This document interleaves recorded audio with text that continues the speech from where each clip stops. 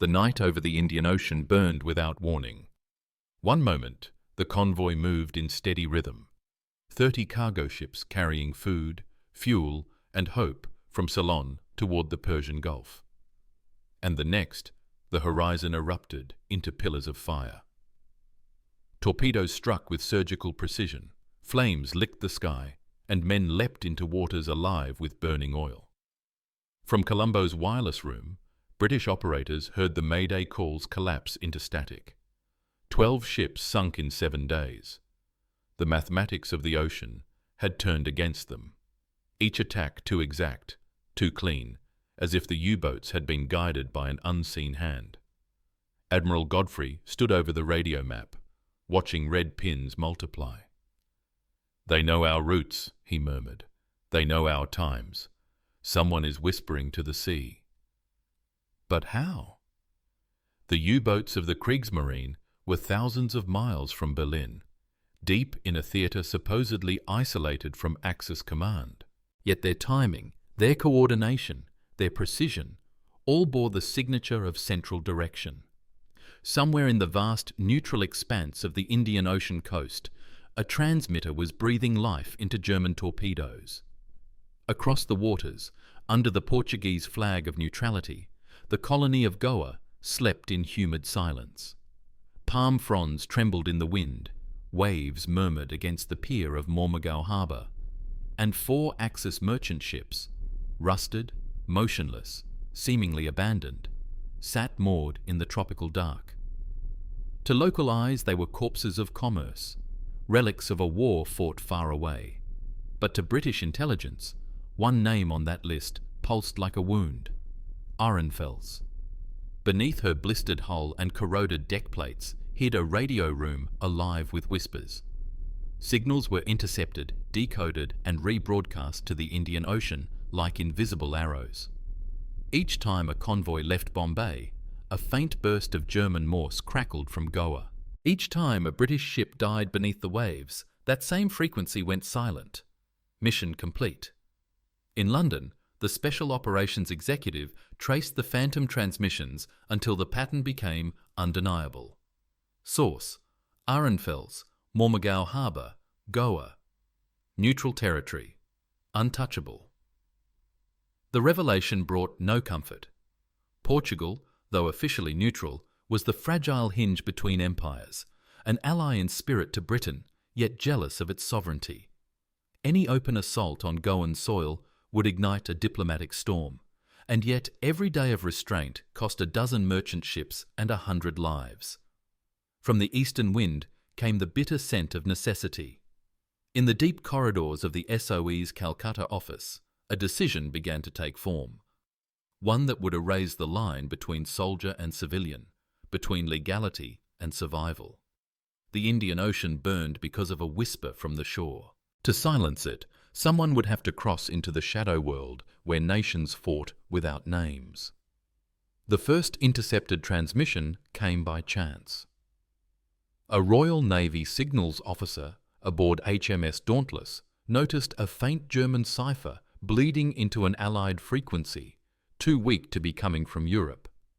He triangulated the signal, and the coordinates pointed not to the sea, but to land, specifically to the neutral port of Mormugao in Goa. MI6 analysts in Delhi stared at the data in disbelief. "Impossible," one of them muttered. "The Portuguese won't allow Axis communications in their colony." But the evidence repeated itself, a pulse, precise, methodical, every night at 22:17 hours. The call signs matched the U-boat wolf packs patrolling the Mozambique Channel. And the message headers, though encrypted, carried the fingerprint of the German B-Dienst intelligence network. Behind the wooden shutters of an office in Lutyens, Delhi, the case was briefed to the Special Operations Executive, Britain's clandestine hand in Asia. The SOE men said little as the wireless operator replayed the Morse bursts. Only when the room fell silent did the senior officer, Colonel Henry Wintle, speak. "That signal is a weapon, and that weapon sits in neutral waters." Weeks of surveillance followed. Disguised as traders, Anglo-Indian agents mapped the harbour at Goa. They noted 4 Axis merchant vessels lying idle under Portuguese custody: Ehrenfels, Drachenfels, Braunfels and Kumfels. All German, all supposedly interned since 1939. Only one, the Ehrenfels, still showed signs of life. A faint generator hummed beneath her deck. Laundry hung at odd hours. A cargo hold sealed tighter than quarantine. Through the static fog of intercepted chatter emerged another name, Robert Coe, a German commercial agent operating in Bombay.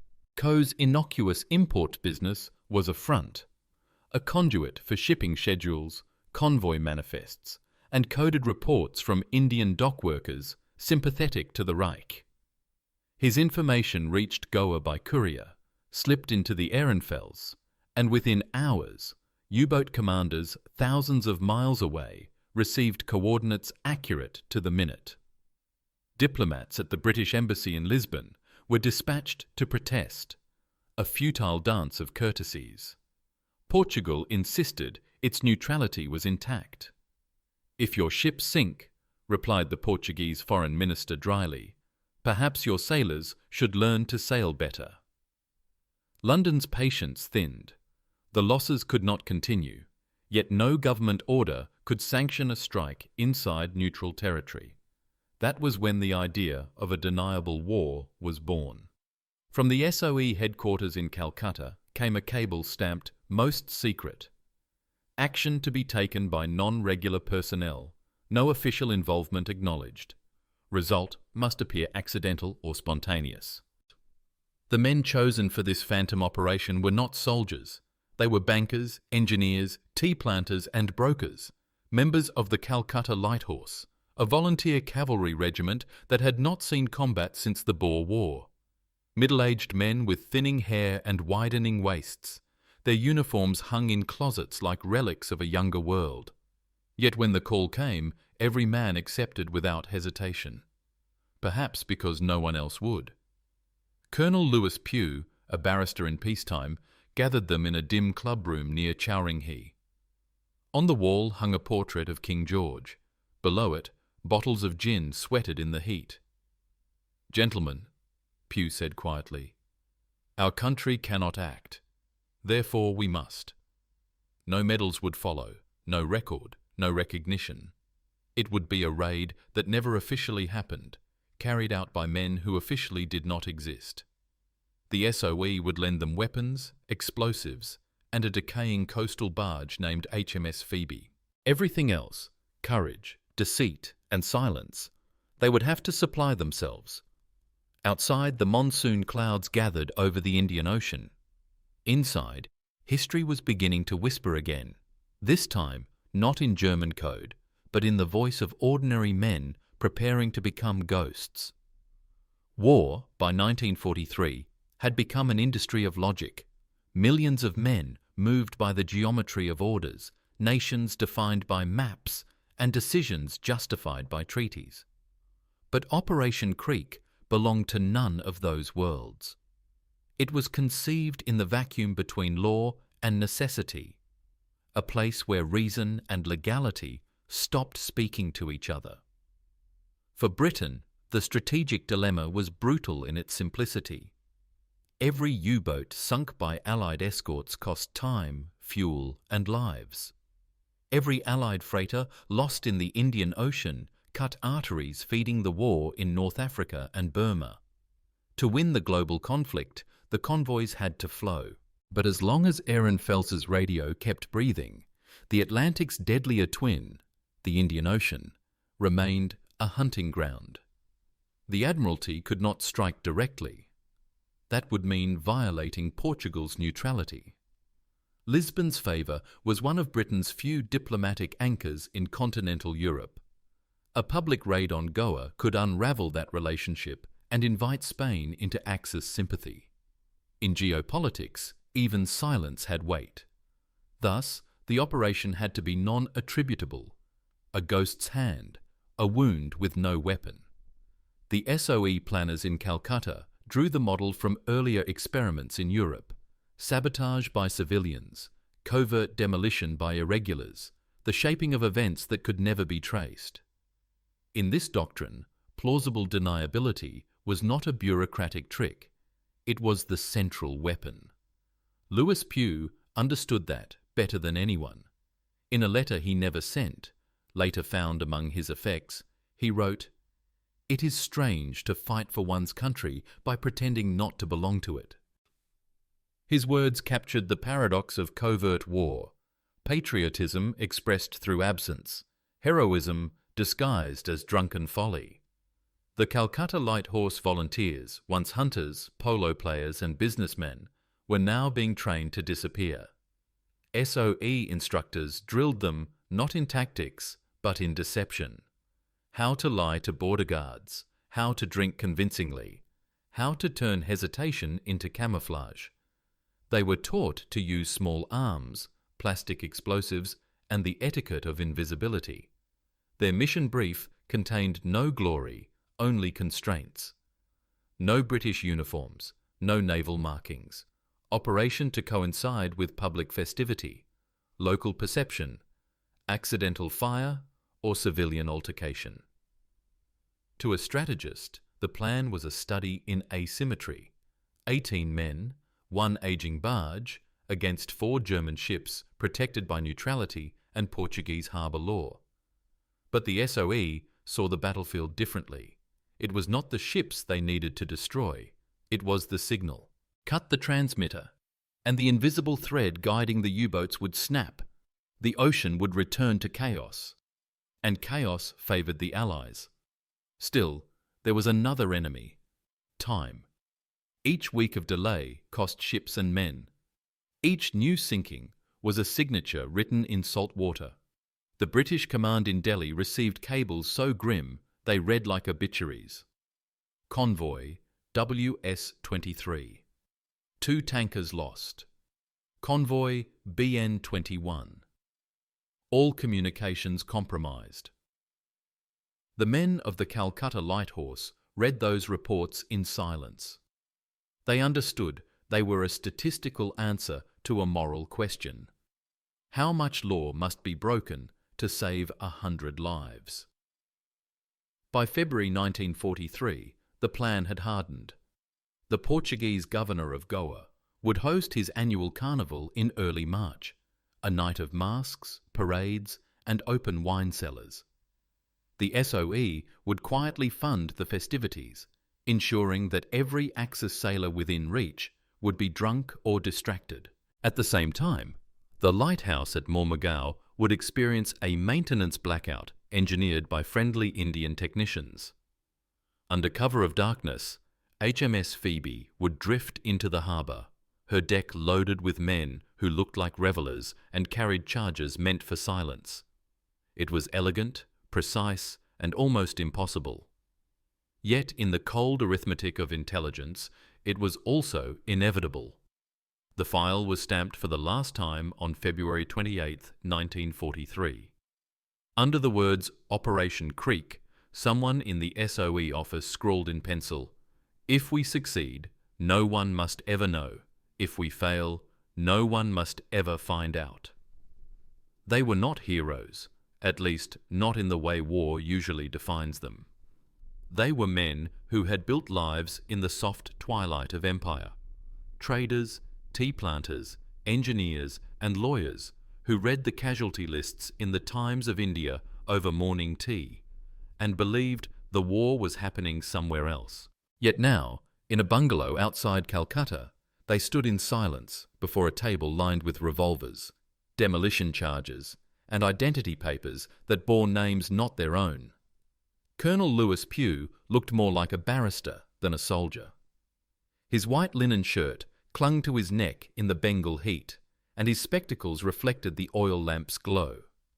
A man of habit and restraint, he had spent his career passing law, not breaking it.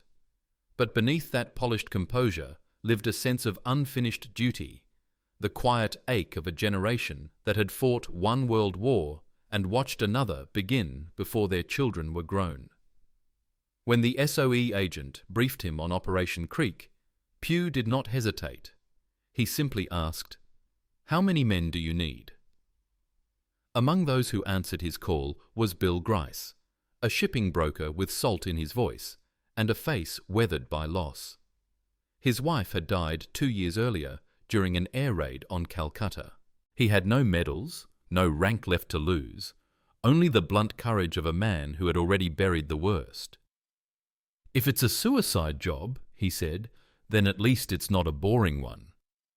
There was Jack Cartwright, a civil engineer whose hands trembled slightly when he lifted a pistol for the first time in 20 years, and Peter Ellison, once a cavalry officer in Mesopotamia, now managing a tea estate in Darjeeling, who joked that his horse had grown old and he'd traded it for whiskey.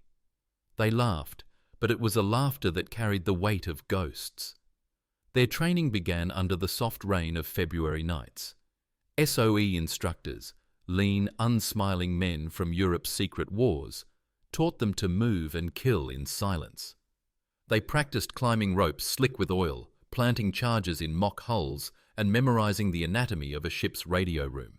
The exercises took place along the Hooghly River, far from prying eyes, where the jungle soaked up their noise and the river carried away their failures. "Your greatest weapon," one instructor told them, "is disbelief. If anyone sees you, they must think you're drunk, foolish, or lost."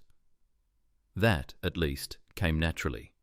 Many nights ended with whiskey, not out of celebration but necessity, to still the trembling before sleep. Underneath the rehearsed humour, a deeper current ran through them, a hunger for meaning. Most had spent the war as spectators, watching younger men fly, fight, and die. Now, for the first time, they had been offered a purpose, however small, however suicidal. In that sense, Operation Creek became less about destroying a ship than reclaiming a piece of themselves. Colonel Pugh kept a small notebook in which he recorded only questions. What is courage without recognition? What is loyalty without witness? He wrote them not as philosophy, but as confession. By the end of February, the men had transformed. Their civilian ease hardened into focus. Their clumsiness gave way to precision. They learned to handle explosives like sculptors, to row soundlessly, to vanish at the flick of a lantern. When the SOE officer inspected them before departure, he said nothing. He simply nodded, aware that history's ledger would never record these names. On the evening of March the 6th, they assembled in a warehouse near the docks.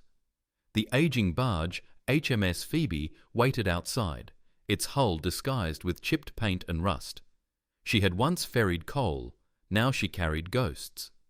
The men loaded crates of beer, cheap liquor, and fireworks, props for their masquerade as a drunken party crew bound for the Goan Carnival.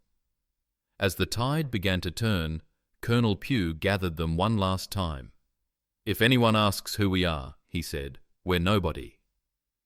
A pause followed, the kind of silence that belongs only to men who understand the cost of what they're about to do. Then Pugh added softly, "If we succeed, the sea will never know our names. If we fail, it will never give them back." They laughed, not because it was funny, but because there was nothing else left to say.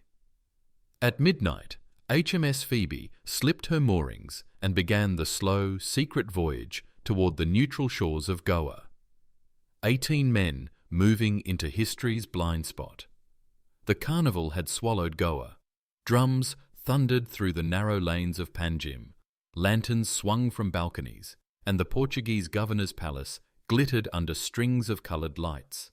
Masks grinned, wine spilled. Even the harbour air smelled of sugar and gunpowder. It was the night the SOE had paid for. Chaos masquerading as joy. Far out in the blackness beyond the bay, HMS Phoebe drifted like an old ghost. Her diesel coughed softly as she rode the tide inward, every light extinguished. On deck, 18 men crouched in silence beneath tarps and empty barrels.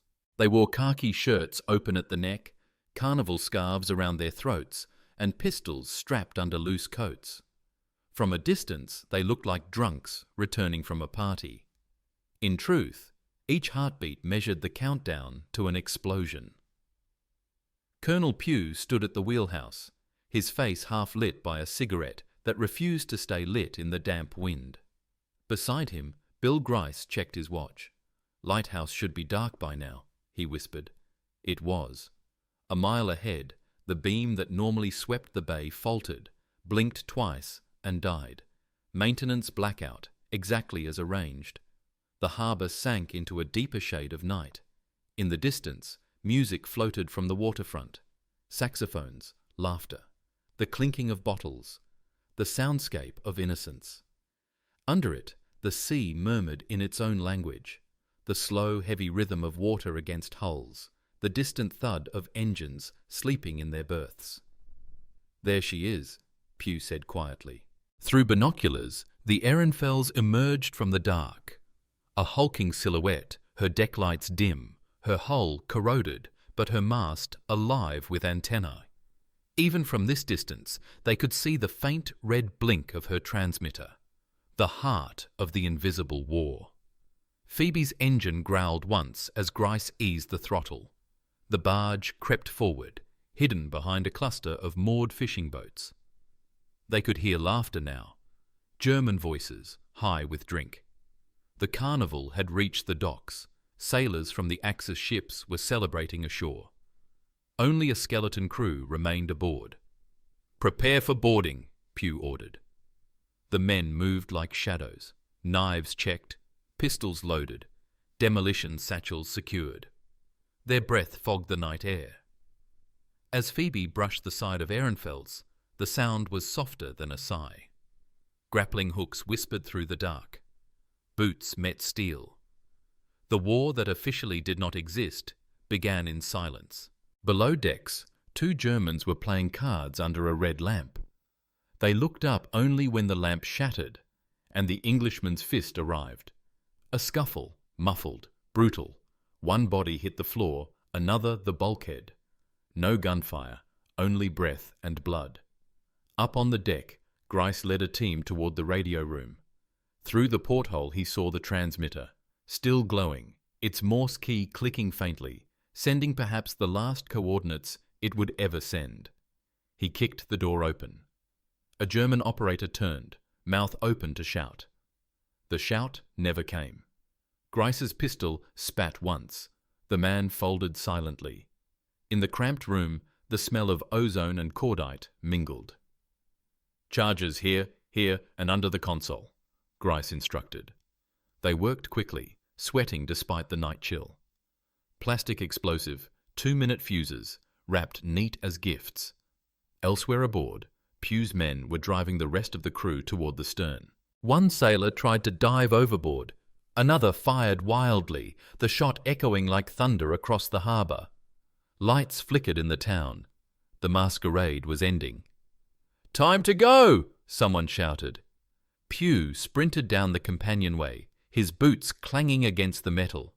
He passed the open door of the radio room just as Grice lit the fuse with a trembling match. The hiss was almost beautiful. They ran.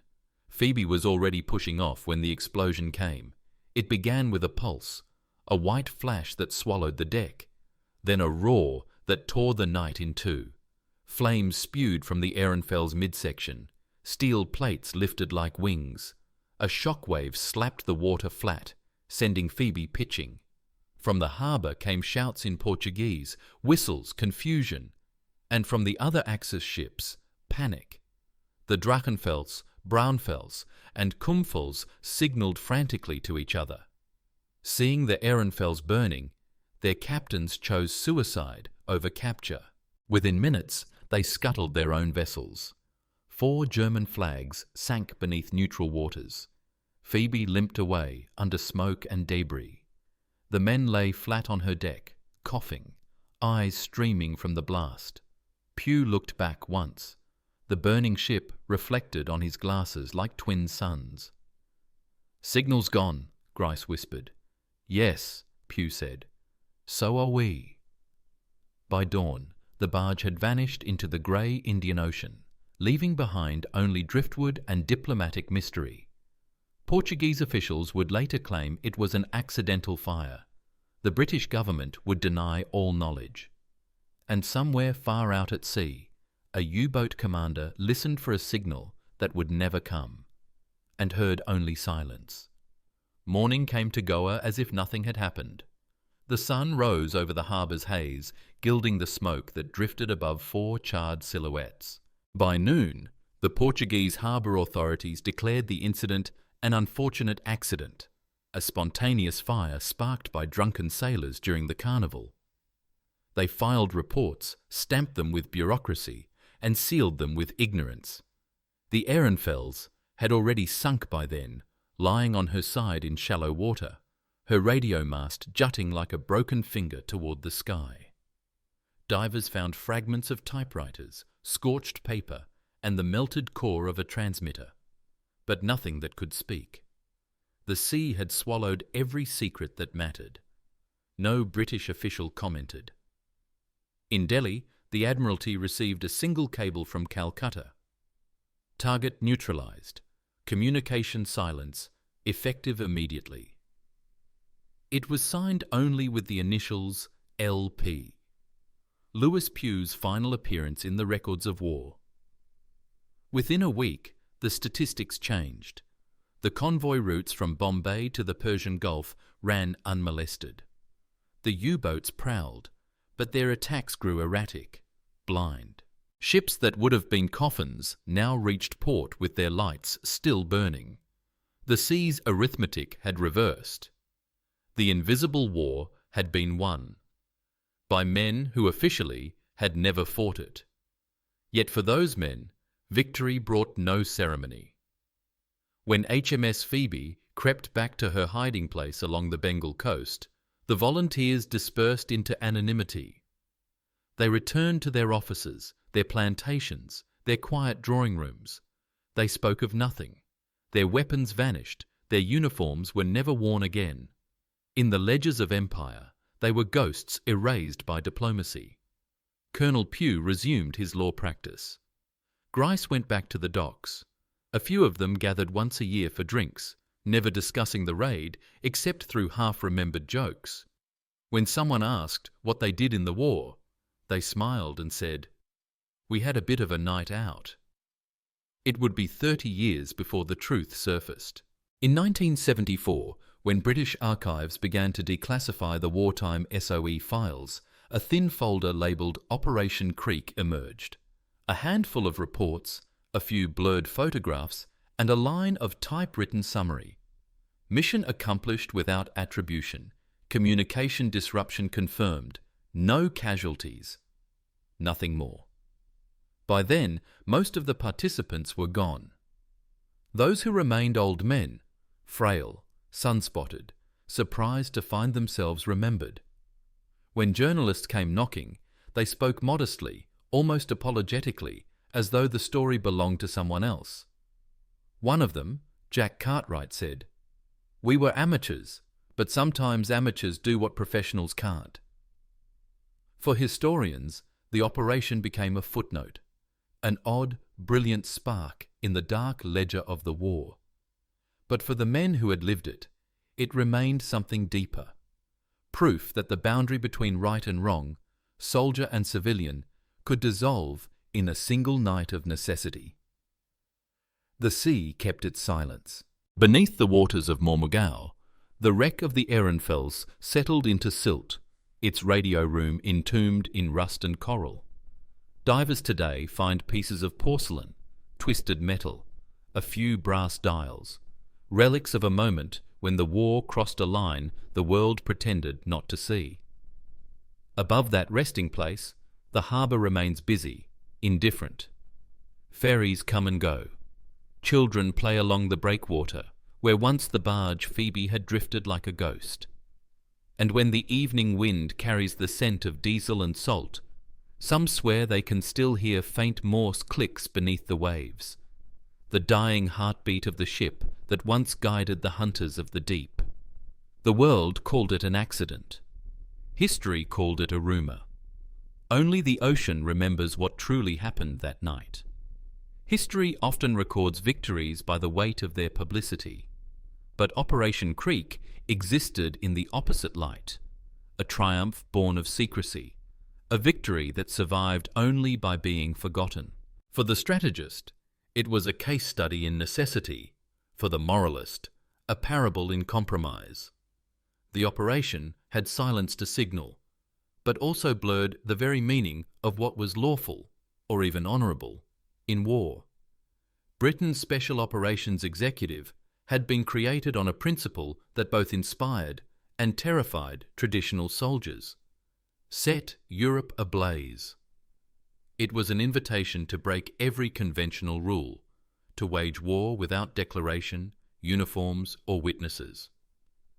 From that crucible of deniable violence emerged a new species of combatant, not the soldier who fought for glory, but the operative who fought for outcome. Operation Creek was one of the purest expressions of that idea. It showed that in modern war, the decisive battles might not occur in the skies of Kursk or the sands of El Alamein, but in the quiet sabotage of a single frequency. It proved that information, not territory, was the truest terrain. And it revealed a paradox that still haunts every democracy at war.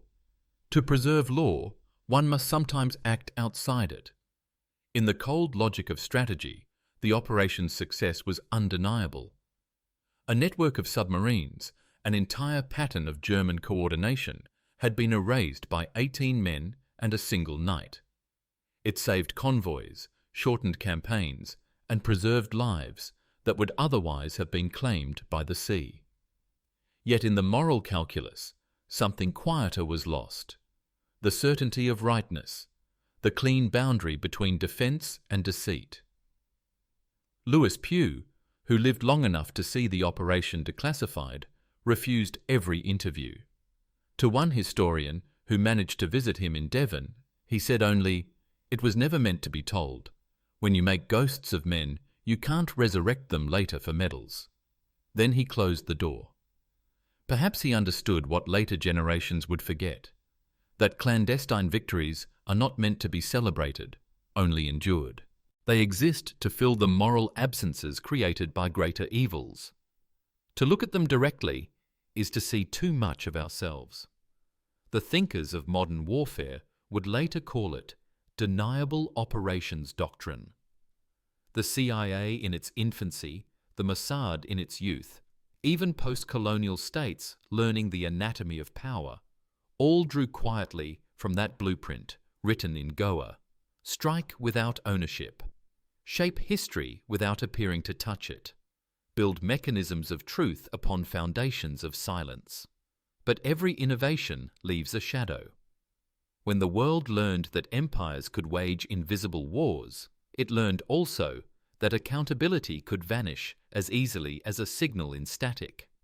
From that invisible victory in 1943 extended an entire lineage: coups, sabotage, covert assassinations, black diplomacy. Each would claim necessity as justification.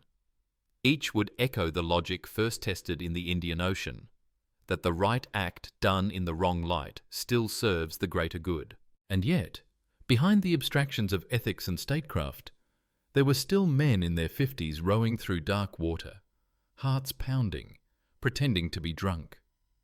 It is their humanity, not their anonymity, that gives the story weight. Theirs was not the cruelty of espionage, but the courage of ordinariness. They risked obscurity for duty, and in doing so proved that history's smallest lights can burn longest when hidden. To the strategist, Operation Creek is a lesson in asymmetry. To the philosopher, it is a meditation on moral twilight.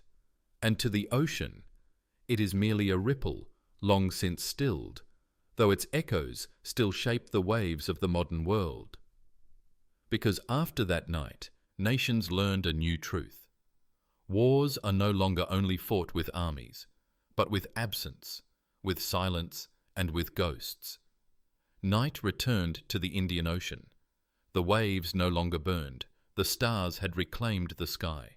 Somewhere beneath them, the wreck of the Ehrenfels lay quiet, a rusted monument to a silence that had saved thousands. The world had moved on. Nations rose, colonies fell, and new wars learned to hide their footprints better than the last. Yet the essence of that night, the convergence of duty and denial, remained suspended between history and conscience. In every modern covert operation, in every encrypted signal bouncing through satellites, there lingers a faint echo of Goa. The moment when a handful of forgotten men proved that truth and deception can serve the same master: survival. The omniscient gaze of history looks back and finds no banners, no graves, no anthems. Only a question, whispered across time. When victory must wear the mask of silence, what becomes of honor? The answer drifts with the tide, unfinished and eternal. But perhaps it lies not in the glory of nations, nor in the wreckage of ships, but in the quiet dignity of men who acted when others hesitated, and then walked back into anonymity without asking to be remembered. For history does not always roar. Sometimes it survives only as a whisper. There are victories that exist only in the memory of those who kept silent.